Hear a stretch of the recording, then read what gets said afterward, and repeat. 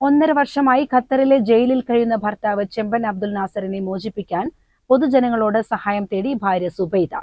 വിഷയവുമായി ബന്ധപ്പെട്ട് മുഖ്യമന്ത്രി അടക്കമുള്ള അധികാരികൾക്ക് പരാതി നൽകിയതായും അവർ വാർത്താസമ്മേളനത്തിൽ പറഞ്ഞു.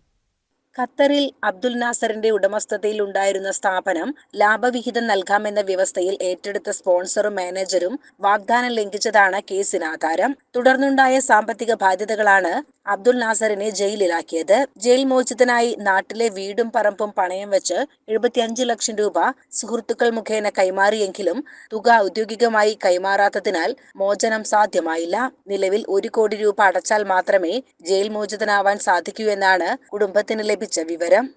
ഞങ്ങൾ ഖത്തറ് ജയിലിലാണ്. അതുകൊണ്ട് എത്രയും പെട്ടെന്ന് ഇറങ്ങാനുള്ള ശ്രമം ഞങ്ങൾ നോക്കുന്നത്. സാമ്പത്തികമായിട്ടൊന്നും ഇല്ല. ആരും ഇറങ്ങാനുള്ളത് മുന്നിക്ക് നേരിട്ട് കുടുംബങ്ങൾ ആരുമില്ല. അതുകൊണ്ട് ജയിലിന് അറിയാൻ പല നടപടികളും ചെയ്ത് 2 മോളുകളുണ്ട്. പിന്നെ ഖത്തറ് ജയിലിലാണ്.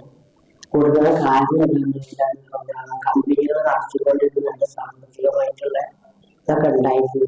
അന്നേരം 2 ആൾക്കാര് ഈ കുടുംബം ഇപ്പോൾ കടുത്ത സാമ്പത്തിക പ്രതിസന്ധിയിലാണ്. ഈ സാഹചര്യത്തിൽ അബ്ദുൽ നാസറിന്റെ മോചനത്തിനും കുടുംബത്തെ സഹായിക്കാനും പൊതുജനങ്ങൾ കൂടെ നിൽക്കണമെന്ന് കുടുംബാംഗങ്ങൾ അഭ്യർത്ഥിച്ചു.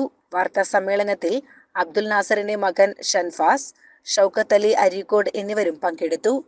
CCN മലപ്പുറം.